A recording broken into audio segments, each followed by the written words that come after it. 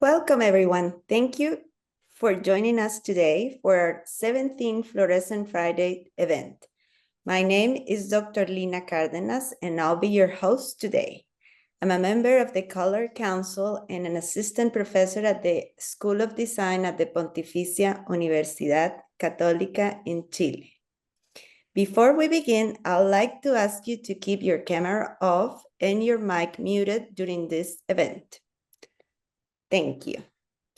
Please use the chat box to tell us who you are, where you're from, and your affiliation with a university, company, or another organization. We are all part of the global color community, and we want to hear from you. The Inter-Society Color Council created Fluorescent Fridays as a global platform for university students from all disciplines to network with color professionals and fellow students, and to share state-of-the-art resources about color's role in our lives and applications in the world. I would like you to invite you to visit our website to learn about upcoming events. Join our mailing list and learn about the benefits of becoming a member. Also, be sure to check out the videos from our previous Fluorescent Friday presentation, along with many other resources. Today's presentation is titled The Oregon Palette, Shining the Fluorescent Friday Spotlight on Professor Esther Hagenlocker and her interior architecture students, Emma Ball, Blaine Brennan, and Hannah Petko. They will introduce us to the University of Oregon and share the research project, The Oregon Palette, focused on establishing spaces of identification for environments that reflect the Pacific Northwest heritage, culture, and ethnic diversity. The timeline today is 60 minutes. After the presentations, there will be a Q&A discussion with the audience. During the presentations, we encourage you to type your questions and comment in the chat box so the speakers can address them during the Q&A session. Our first speaker is Esther Hagenlocker, Associate Professor in the School of Architecture and Environment at the University of Oregon. Esther studies the interaction of architecture and interior architecture, typically associated with issues of scale, material, and detail. She designs residential and exhibition spaces, which are often small, calling for strategies to expand space. Esther researches the efficient use of spaces, focusing on color and material studies, and architectural education and color reflectivity. Her work is truly interdisciplinary, drawing from various fields to enrich our understanding of both color and space. Esther, welcome to Fluorescent Fridays. And hello, can you see my screen? yes. Okay. Oops. Hello, everyone. First of all, thank you so much for the invitation to talk today, or mostly that the students can talk, but that we can introduce our color theory, how we teach it in Oregon. Thank you for the students because they did all the work, and I think it's their platform. I have a question. It says now start my video. Do I need to push something? Yes. No, we just can't see your camera, Esther, on yourself. Okay, so I can push it later now. Okay, here we go. So the introductory slide shows the fluorescent Friday green, and that's for sure not the Oregon color. So the Oregon color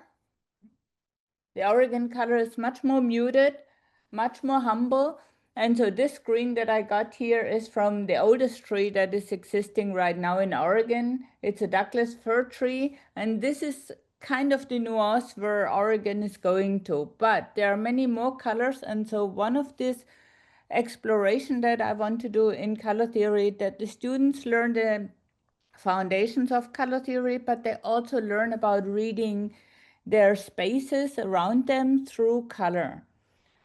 Because I think only when we really investigate in our vision, our hearing, our touching, when we envision with all our senses, when we engage with all our senses, we can feel color, and then we can inherit it in our own thinking. And this probably, I think, has a profound impact on our design thinking and how we apply it in our studio project and later on in work. So here's a slide that shows a little bit about how we are teaching it. Firstly, through investigation in experience colors through senses, but also through collaborations that really help us bridging between a scientific approach and practical applications. We try to do hands-on exercises, and then in the implications, especially when students then do their final project in studio as the core of our education, we try to bring it into analog and digital. So I want to start with what our next steps are for this course. Students will share what they did, and I want to share what we plan for spring. In spring, we work together with the color literacy group, and with their exercises and then our approach to explore Oregon, we want to look into what we did so far.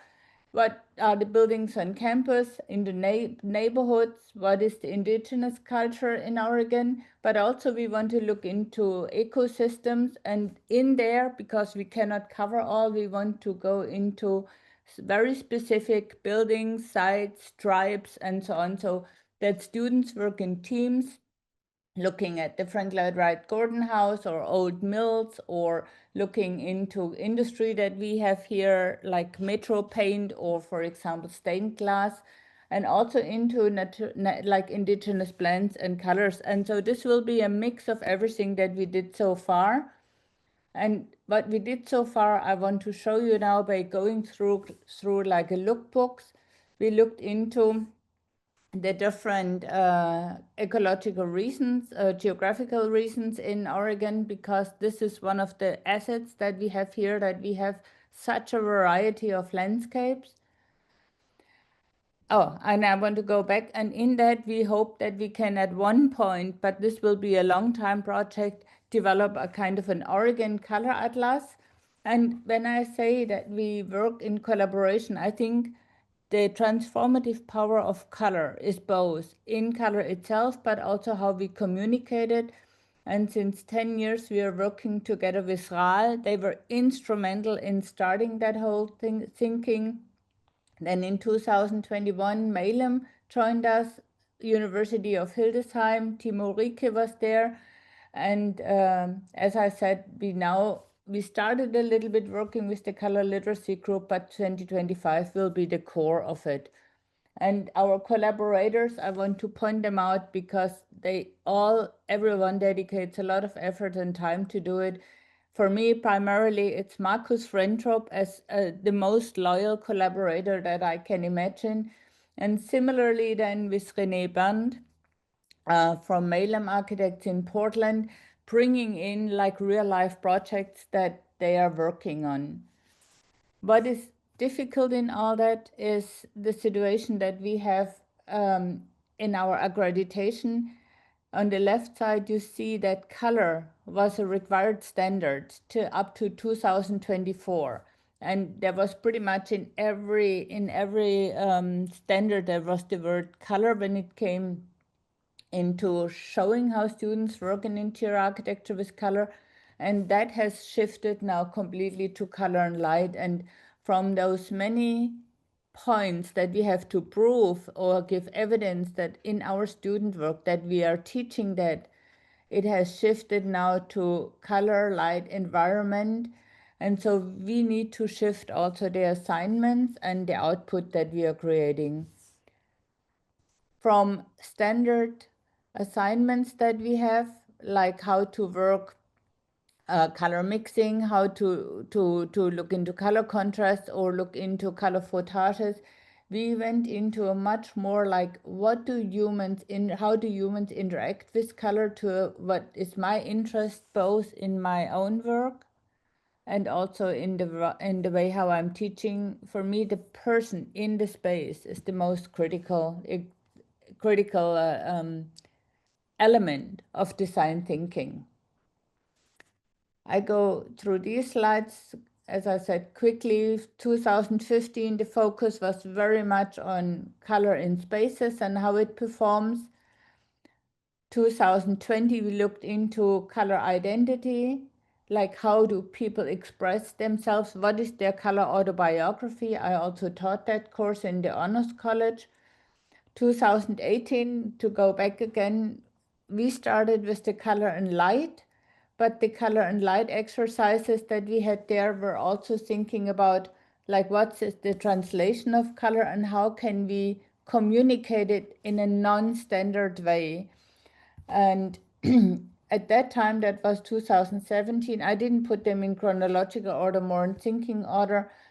We engaged, here's Marcus Frendrop, here's a former student of ours who is leading now an office at the East Coast. We were investigating a lot of time and efforts to give talks in Portland and in Seattle in architecture firms, which we don't do so much anymore. But we also engaged with the Jordan Schnitzer Museum here on campus. We looked into artwork that is there and we were transforming it and looking at what are the hues, what is the chroma, what is the saturation that is needed so that each artwork can talk in our reproduction. These are all color pencil works, color collages, and the impact that it had was that students, Hannah Ward, for example, she did this color collage in a seminar that I taught, and I could see from the seminar how it evolved speaking through color in her terminal project. This was one of the best terminal projects at the UFO, and she got numerous awards on that. As I said, in 2020, we had Maggie Macho talking to the students or giving exercises through the Color Literacy Project. And Maggie, thank you so much. You did that a few times in our classes, and we are really looking forward to have this embedded in our design thinking. Similarly, like we could embed RAL. Without RAL, I think students would not learn to think systematically about color in terms of, like, if you have a color patch or if you get a nuance that you like and you want to recreate it, like how do you deal with the color system to communicate that? And it's hands-on exercise, but I can see how this is changing. René Band with Malem Architects brought a project to us, which is colors and through or color design for indigenous projects for indigenous people. And we were joined by the University of Hildesheim, and we looked into what are the colors by really like going out with the color fan and finding the right color. So this was another thing that we have that was undercooked in our education, and that comes up now more and more through the workshops also. Again, this is only possible through the generous donations from RAL. And you can see how the student work is changing from like, this is me, to this is me in the environment of Oregon. And just to give you a little hint here, and this is what I think the students will talk more about it now. Thank you. Thank you for that wonderful presentation, Esther. Now, our next speaker is Emma Ball. who's working towards her Bachelor of Architecture at the University of Oregon. Outside of her major, she studies interior architecture and environmental studies. Her academic emphasis is sustainability with a focus on implementing conscious design to reduce negative impact on a jeopardized environment. Emma, welcome to Flourescent Fridays.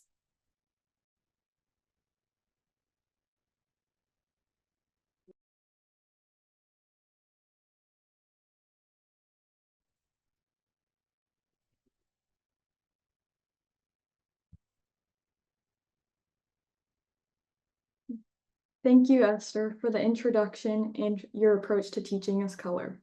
Blaine, Hannah, and I will be presenting a timeline of our work throughout the term. I will first start off with an overview to the introductory projects. Blaine will then discuss the final project, and Hannah will walk through how she applied the color theory coursework to her studio project.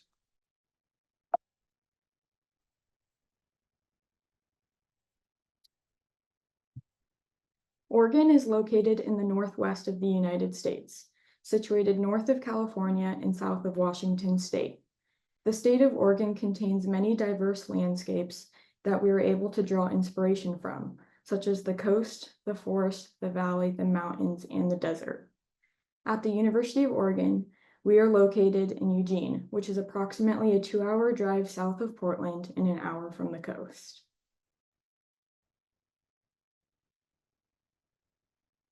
The first assignment in the color theory course consisted of reflecting on our personal understanding of color by choosing 4 colors that you think shapes who you are today.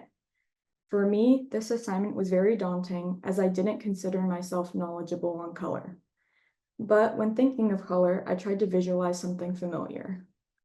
Blue has always been a calming and comfortable color for me, as it's the color of my eyes and the color of my bedroom at home. And orange, despite contrasting with the blue, stuck out as warm and joyful.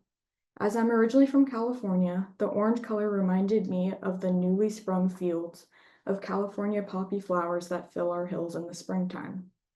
Creating these colors through watercolors specifically helped me think through the decisions I was making with the color. And as shown by the image on the right, one of the lessons in this project was that most of the time, students chose colors that reflect on them and oftentimes were shown as matching with the clothing they're wearing.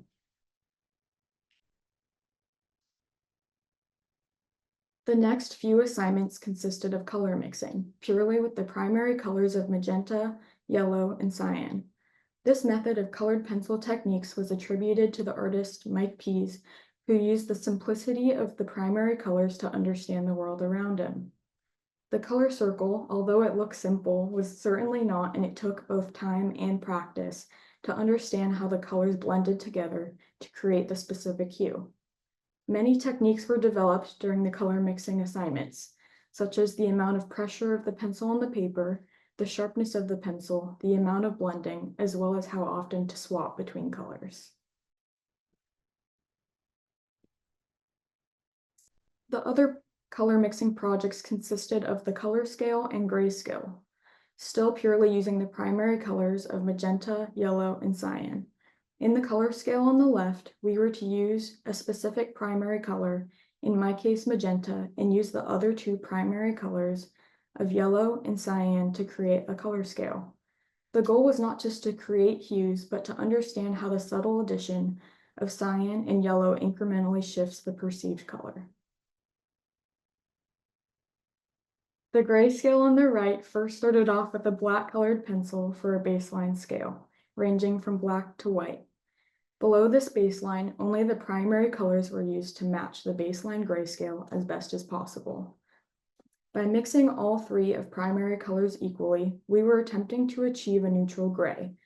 However, the difficulty with this project was having to constantly adjust the density and proportion of each primary color to achieve various shades of gray without allowing a singular hue to dominate. Throughout the class, we used the RAL design system for color naming. In this system, the colors are defined by a 7-digit code that is scientifically derived from the chroma, hue, and lightness. As shown in the image on the left, the hues are organized in a circle, while the lightness of the color runs up the spine, and the chroma, or the intensity of the color, increases as it reaches the exterior of the circle. With color materials from RAL, students participated in a color workshop where we explored how to develop a color concept and how to approach color through both meaning and perception. Starting off the workshop, lectures were given by visitors from Germany, such as Timo Rike and the students from the Haag University of Applied Sciences and Arts, Marcus Frentrop, and Lina Schmidt, as well as Renee Berndt from Malum Architects. The workshop split the class into groups where we developed specific words to specify the environment we would like to implement into our design library. The words my group developed were inviting, grounding, lively, calm, and transitional. Using these words, we sorted through RAL color samples to correlate a color with each word, which created our final color concept. This approach to color taught us how to associate color with words and how colors give meaning. Shown in the bottom right image, we worked to redesign our current library using our new color concept through both hand sketches and physical models. This next assignment, named the Color Walk, consists of exploring color in the world around us. This image was taken in the early afternoon on the University of Oregon campus outside of the education school. Colors were extracted from the image, such as from the sky, trees, and grass, in order to be further analyzed. The colors taken from this image are bright and reflect a nice sunny day. This next image is taken at the exact same location as the previous image, but instead taken at a different time of day in the evening.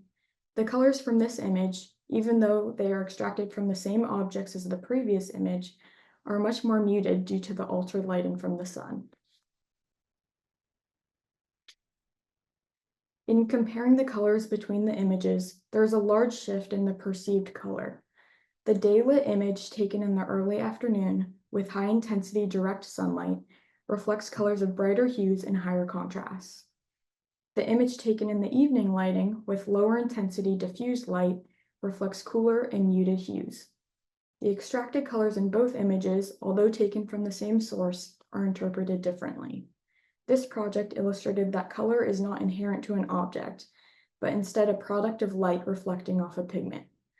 This was a fundamental lesson in our color education, as we learned that perceived color is a transient quality, demonstrating that the hue, saturation, and value of an object from the sky to the grass are dependent on the intensity of the chromatic temperature of the light source. And now I will hand it off to Blaine, who will discuss our final project in the color theory class. Thank you, Emma, for that presentation. Our next speaker is Blaine Brennan. Blaine is in her final year of the Interior Architecture program at the University of Oregon, where her work explores the intersection of color, community, and the stewardship of architectural heritage. Blaine's design philosophy celebrates place, honoring the stories, textures, and landscapes that shape how we live and connect.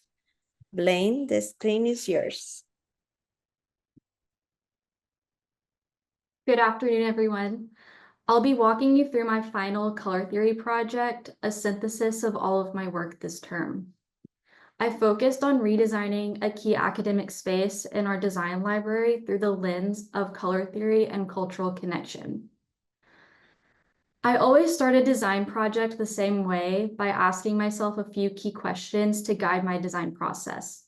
For this project, I begin by asking myself, how can interior spaces, specifically one in a library, use color to honor storytelling, integrate nature, and foster a sense of respect?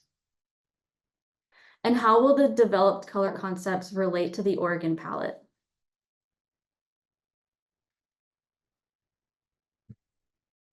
Thinking back to the first half of the term, we learned the theoretical framework of Josef Albers. Color relativity was the big takeaway. The idea that color is not a fixed quality, but constantly shifts and changes based on its surroundings and context. We can apply this knowledge to interior architecture through various applications. For example, how we perceive contrast. Through using the principle of simultaneous contrast, we can strategically use materials and finishes, forms, and color to create visual interest in dynamic spaces. We can also approach design experientially with an understanding that testing and experimenting with color and materials within a specific space, as well as how light and context will influence color perception. When I first analyzed this room, I noticed a lot of excellent qualities like large windows, abundant daylight, and a direct view to the campus, particularly the sturdy, tall green trees. These elements suggest a connection to the outside, and adding to my design question, how can I capture the outdoor narrative inside through the use of color? There's a cultural foundation in this room as the books discuss Oregon artifact, art, and design. In order to create an authentic connection to place, my concepts are derived directly from Oregon artifacts housed in the Museum of Natural and Cultural History here on campus. This design begins by picking 3 key words: intimate, reflective, and connected.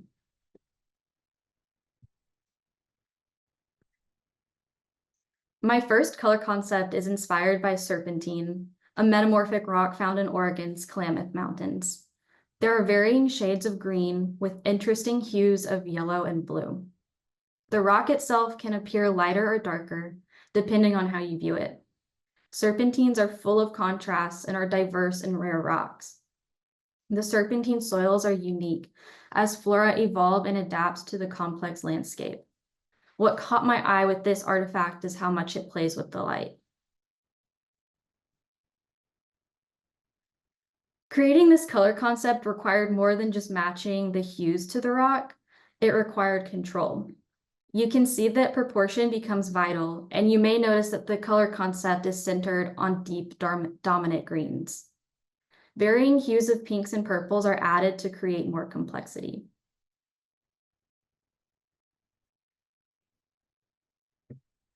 Managing the strong contrast of the serpentine greens, I use Albers' principle of proportion.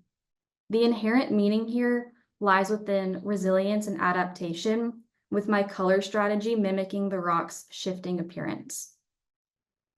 Applying the color concept to the room required some strategy. The deep grounded greens are used as the dominant color field, acting and serving as the foundation of the space. The brighter yellows and blues are reserved for linear forms and smaller scale accents.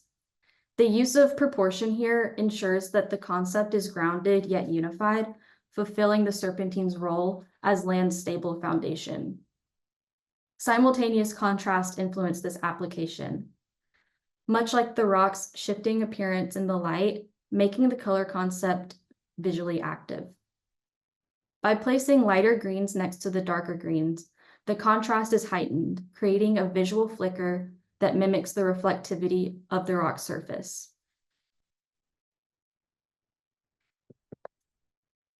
The second concept, connection to animals, is drawn from the tactile qualities of animal hide. This material historically communicates values, spiritual beliefs, and is a powerful aid in storytelling.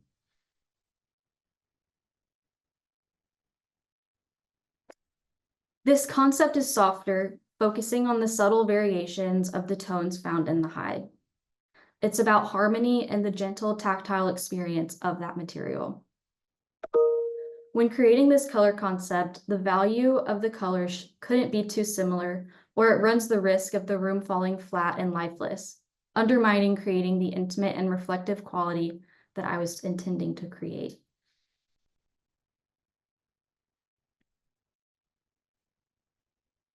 The application of this color concept shows how these tones provide the necessary warmth and intimacy of the room. I would reserve these colors for secondary, more comfortable surfaces like smaller nooks, seating, and decorative textiles, in order to invite close personal use and reflection. Here you can see how I'm using Albers' principles of interaction to ensure the warmer high tones harmoniously blend with the cooler tones, especially when meeting in a fabric or pattern. This creates a seamless woven narrative rather than a jarring clash. This is a study of value. The slight shifts in value help create an illusion of depth and texture. For example, if I place the lightest tans next to the deepest browns, a visual vibration is created. Everything is legible here, enhancing the feeling of closeness.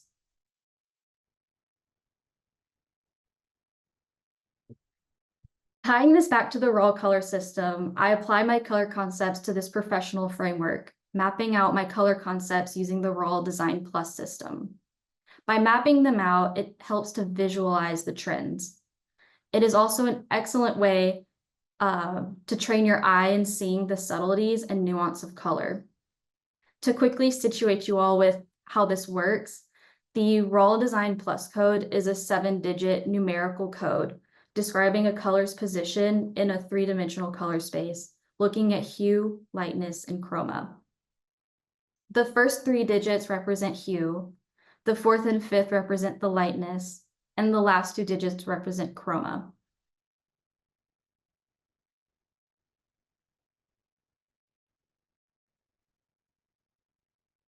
Here is where I graphically translate theory and culture into a visual pattern.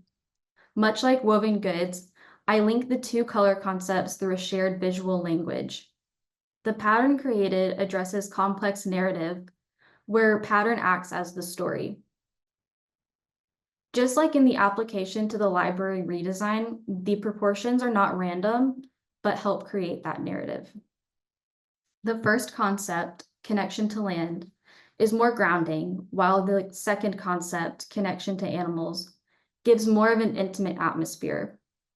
This project demonstrates how cultural research grounded in artifacts of place can be translated into color concepts and then applied to a given built environment. This library space is not just a place for reading, but a place for awakening, a respectful sanctuary where the story of land is continually told through light, texture, and color. The color theory course teaches us that color is not just about aesthetics, but it's a tool for narrative and communication. It can be a direct translation of culture, further representing color cultures for a given place or people. And I will hand it off to Hannah now. Thank you, Blaine, for your presentation.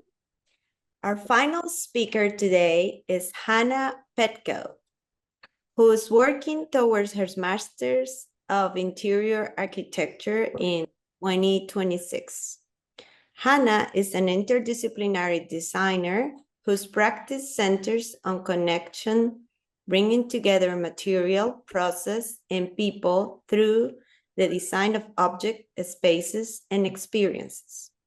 Drawing from her background in art, hospitality, education, and architecture, she appreciates spatial design with both human experience and environmental context in mind. Hannah, welcome to Flourescent Fridays. Thank you. Hi, everyone, and thank you so much for being here today.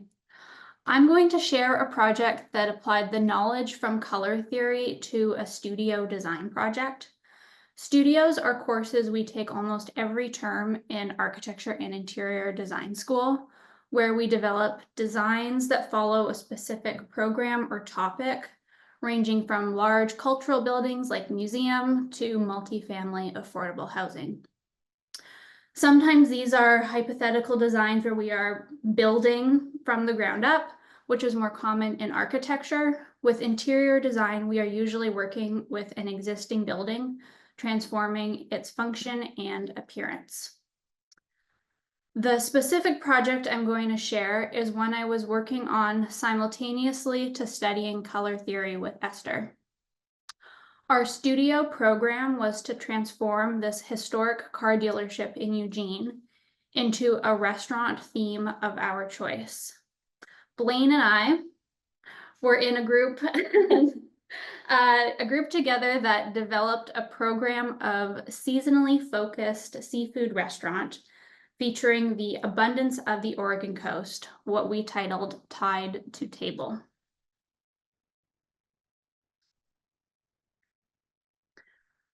A core design principle for me was how color could function as a communicator.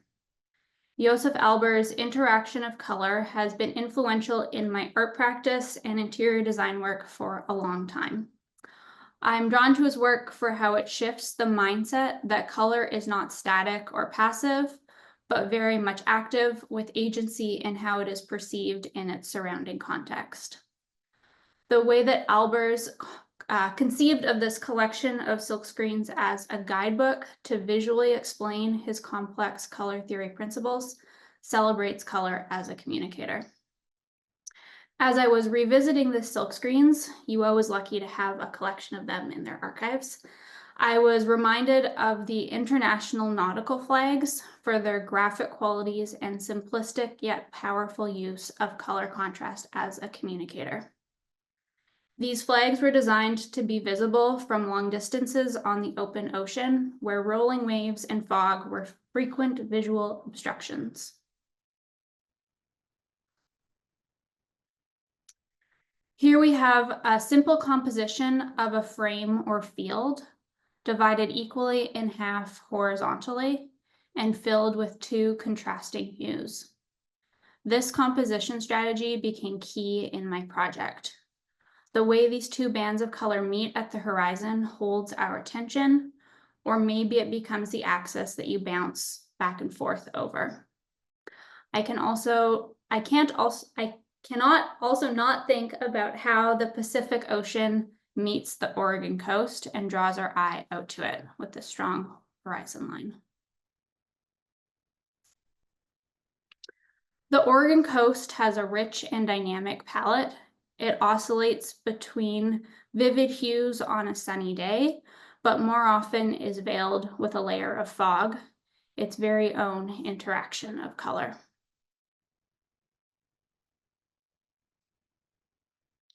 In choosing a palette to work with for this project, I wanted a balance of warm and cool tones that maintained some saturation, but reflected the gray mist that is ever present on the Oregon coast. Sand and weathered driftwood, forest and seaweed, the expanse of the ocean and sky, inside seashells and sunsets, and nautical wayfinding apparatus.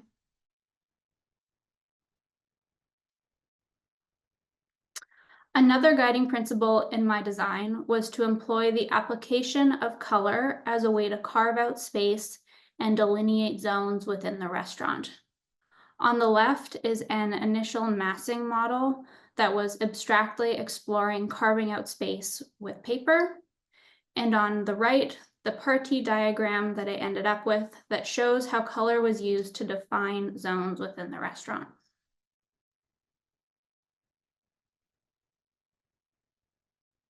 The elevated nautical theme was rooted in the materials and color palette of its surroundings.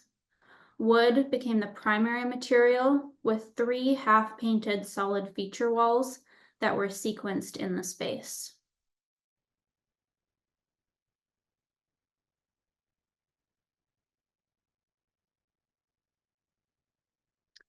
The design of this restaurant celebrated the historic curved glass facade, revealing the provenance and preparation of the culinary offerings that were imagined to be served inside.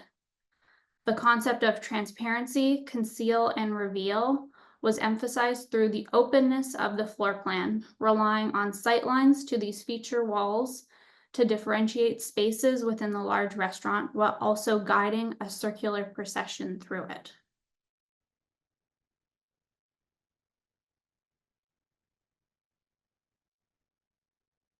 The feature walls were painted in a way that referenced these 2 horizontal bands of color that I showed earlier, the Albers compositions and the nautical flag for echo. I was thinking of these walls as flags or visual signifiers in the space, kind of beacons to pull you through.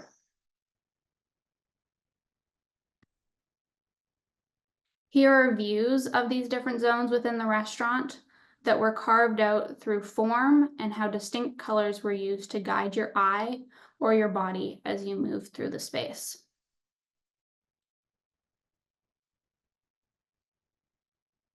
My Oregon palette was not only applied to the walls of the space, but introduced through other finishes, such as tile and marble, lighting, and furniture selections.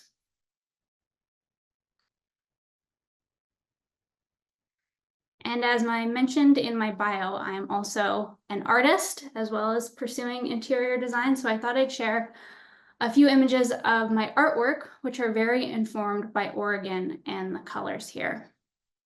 So this drawing is part of a series titled End of Magnolia Season, which perpetuates and contradicts the qualities of this plant, the magnolia, and our perceptions of it. Here in Oregon, I'm continually in awe with the variety and pervasiveness and scale of the magnolias I encounter. The flowers have a fleeting presence, even more so when picked. The leaves, on the other hand, are used in the flower industry for their lasting presence, yet are considered a nuisance by owners for their prolonged decomposition. They flower at different times of year, with there always seeming to be a magnolia in bloom, a looping of intersecting cycles, a never-ending season. So End of Magnolia Season is based on a quick still life contour drawing that I did years ago. The lines of the original drawing were followed, sliced entirely into a collection of isolated yet related vellum forms, becoming these modular templates for new forms and compositions. Iterations of shifted scale and contour occur with each cycle of redrawing, recutting, and redrawing. The forms carry the feel and intention without being an exact replication, more a suggestion or prompt to be interpreted anew each time. What I thought was an unmonumental sketch, a fleeting gesture in response to the magnolias in bloom outside, set in motion a cyclical practice of engagement, one where processes of varied duration, precision, and material are repeatedly deconstructed, rearranged, and rearticulated. For the drawings, the arrangements of vellum forms are redrawn again and then to be filled in with various patterns, tones, grids, and gradients of graphite and colored pencil. I produce countless test cards of possible fills that can also be rearranged over the outlined forms, kind of another cycle of iteration. Both a precise, intricate, and a little bit spontaneous of a process. The same approach to composition I've also translated into cyanotypes, where these vellum forms are placed atop a sheet of cyanotype treated paper and set out in the Oregon sun to be exposed.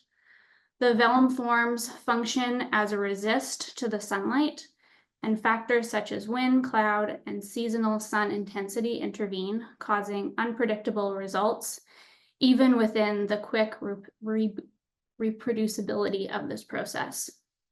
So the image on the left, so these were both composed with the same amount of time in the sun.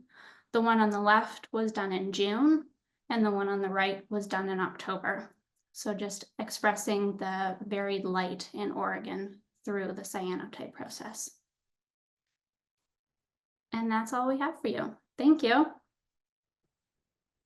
Thank you for that incredible presentation, Hannah. Now we will have a panel discussion Q&A with all the speakers. Jean Hoskins from the Inter-Society Council will moderate the chat box, so please type your questions and comments in the chat box.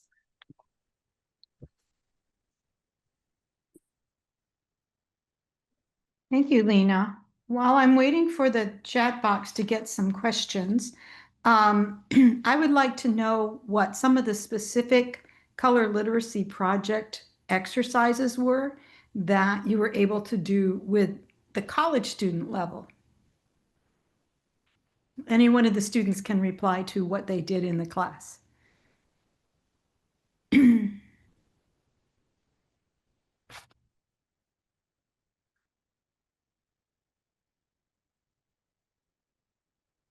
Well, I think all of the projects that we've showed kind of outline how we were engaging with color literacy, translating the lectures that we got each week from Esther that were more like theory-based and exposing us to like so many different approaches to studying color and then putting it into practice.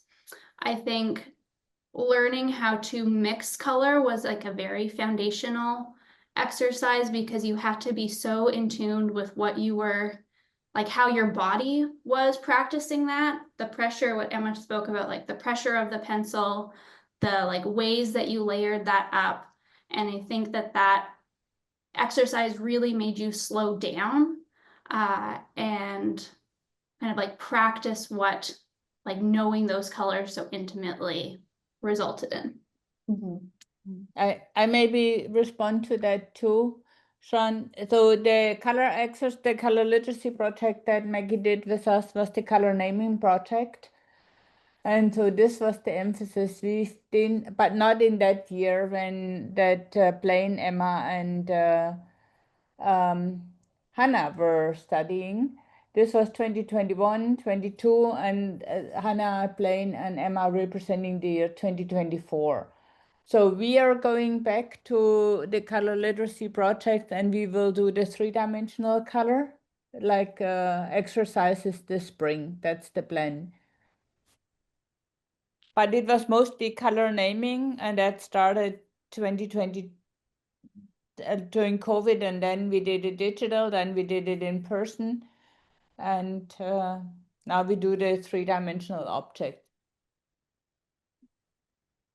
Okay, thank you. We have our first question in the chat, and I'm going to rephrase it just a little bit because it has to do with craftsmanship as inspiration, similar to the way that it's nature is used for inspiration. So the question is, would Oregon craftsmanship or just crafts or indigenous crafts be inspiration for extracting color similar to the way that you extract color from nature?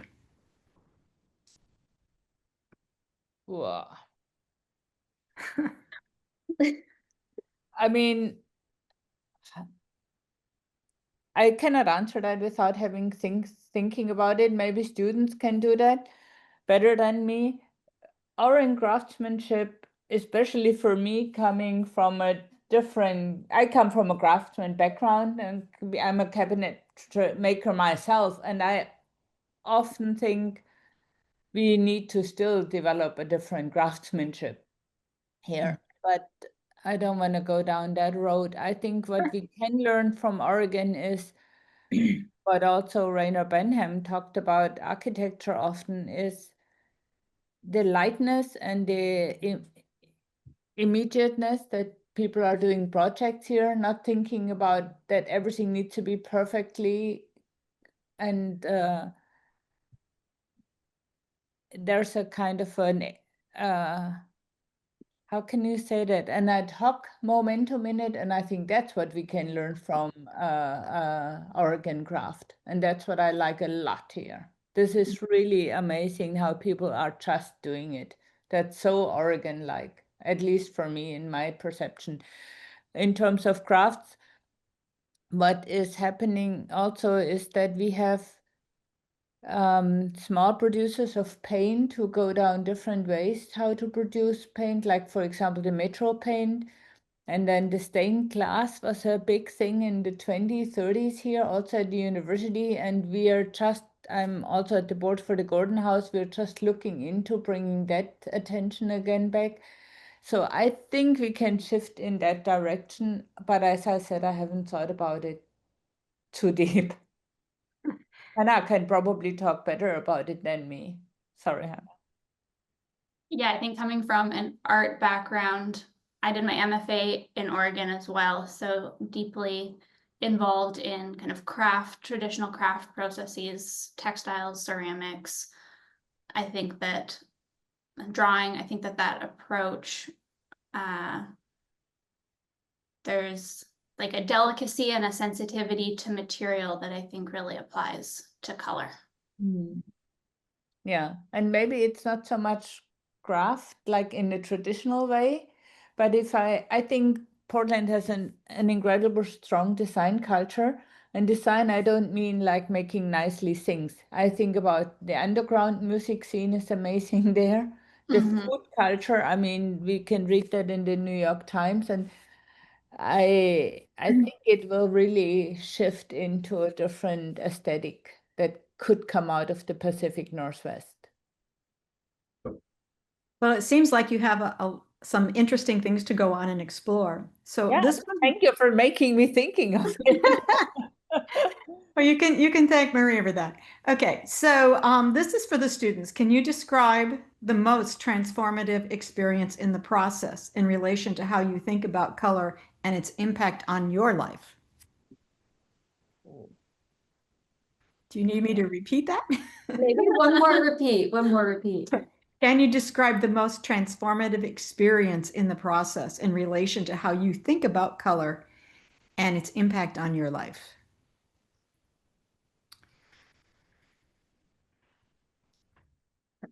I might just like talk for a moment if that's okay. Go for it, Blaine. I think that like coming from Louisiana, I had a much different view of color. And then even coming to Oregon and how to deal with color, especially in like interior architecture. I think the most important part of the process really is that iterative design process. You might think you select or create a color concept that looks great, but then when you actually apply it to a built environment, it may not work right away. So you really do have to be comfortable with just trying out different, even proportions. You might have to switch up the color concept a little bit. Maybe I'm forgetting the last part of the question, but. How about your personal life? Have you changed how you look at color just in your personal life? You know, it's actually kind of funny. I was talking to, I think, my grandfather about this. Even like in my clothing that I wear, I feel like before the class I was wearing so much like white and black. And now I'm even like branching out and trying different color in what I wear.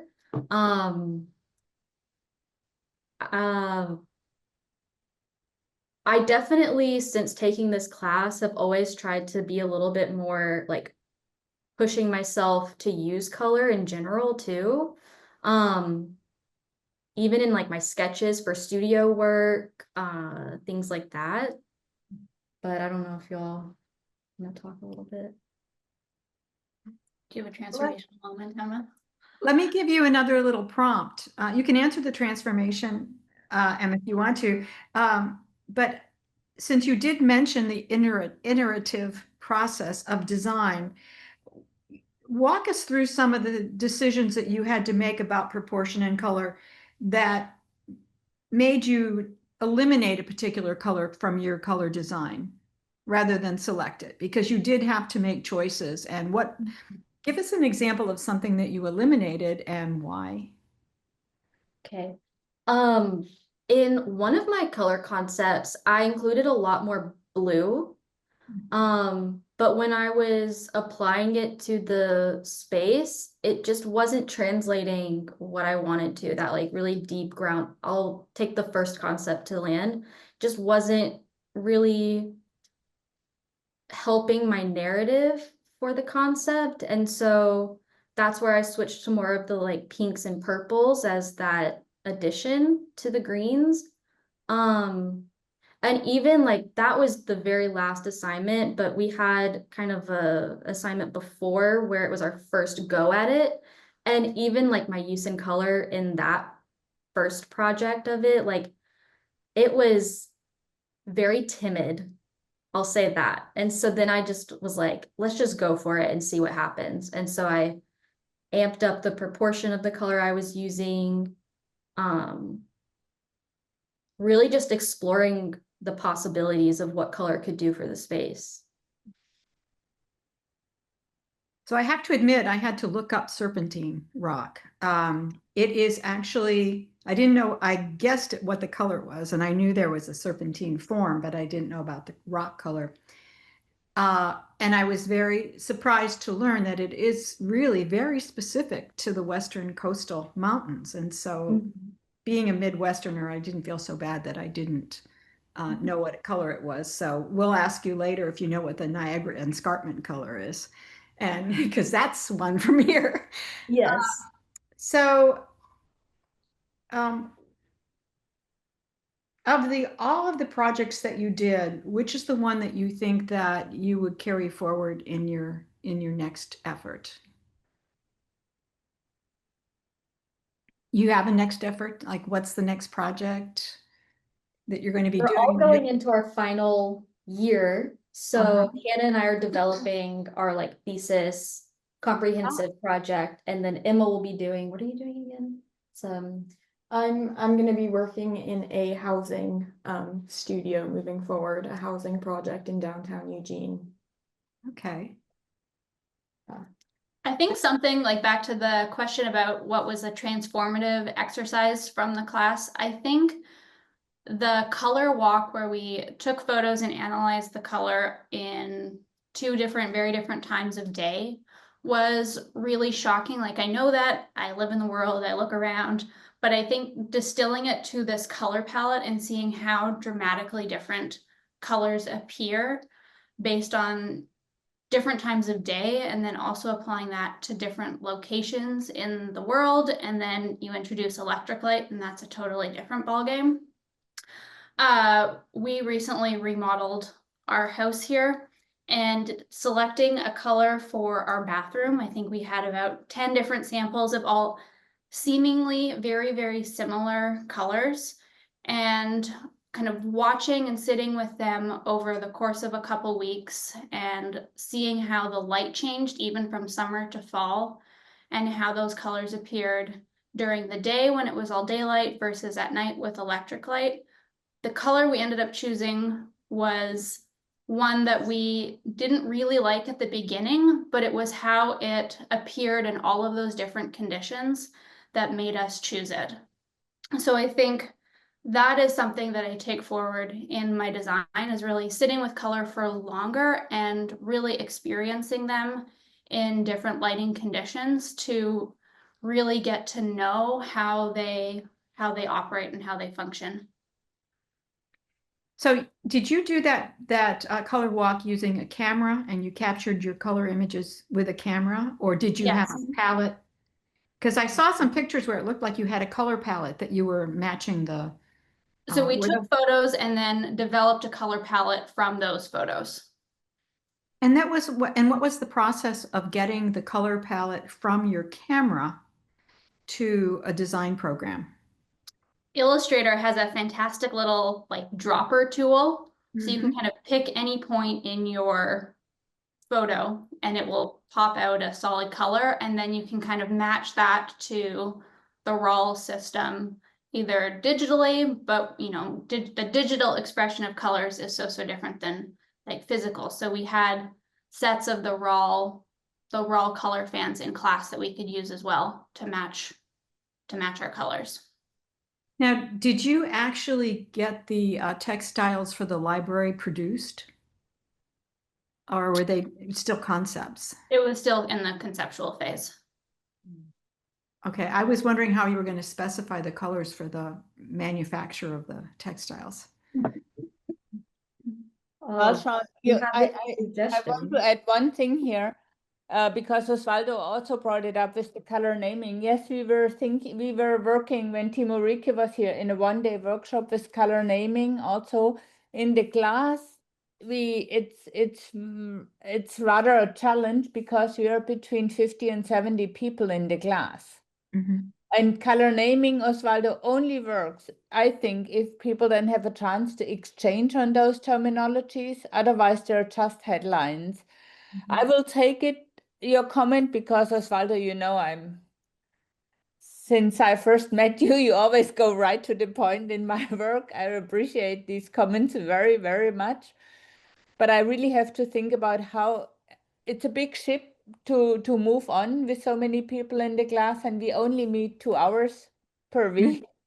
So, you know, we can do what we can do. But I want to say one thing about Emma, because I know Emma well, and just seeing how she looks at color since those first exercises is for me already a big step as a learning to apply color in your everyday life. And Emma sometimes writes me back about an artist that Hilma af Klint that she explored for herself, and the seeing is, I think, so important to teach nowadays. And we'll do what Hannah just described with the color fence. We will do much more color matching in person in class. Everything is now in our library archived. It's just the process that we had to go through. You know, we didn't come in a space where everything was set up. Like color matching, we learned a lot from Lina Schmidt too on the workshop she was there. I mean, I don't want to underestimate the collaborators' impact. Yeah, I think going off of that, the workshop that we did with Rawl and the students from Hawk was so eye-opening, because one thing about color is everyone has a different background. And so understanding how to talk about color, how to describe color, the use of it, is that exchange really is so important. Well, it sounds like you are in the middle of a wonderful experience. Unfortunately, we've hit the top of the hour again. I want to thank you, and Luann, if you want to chime in and also thank the team that put this together and their Definitely. professor. Yes.